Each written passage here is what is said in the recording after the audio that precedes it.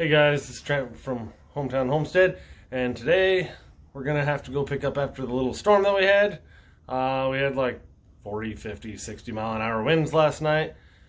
Jess said that it knocked her basketball hoop like onto my car. It knocked the kid's swing set over, lost a piece of the roof on our barn. So I guess we got to go out and see what we have going on. I just went out and fed the cows and the sheep real quick to get that taken care of, and came back and saw the swing set, and then came in the house and she said the basketball hoop and the roof, and I was like, oh, I guess, well, here we are. We better go get this taken care of.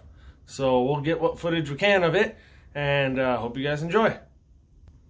And with any luck, we'll get a regular video out next week.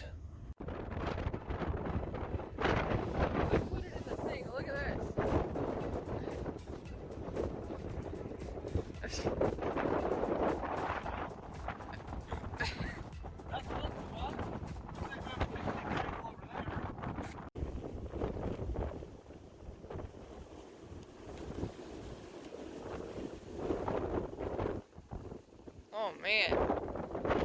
Yeah, let's get that off. Yeah, I think that'll be the best.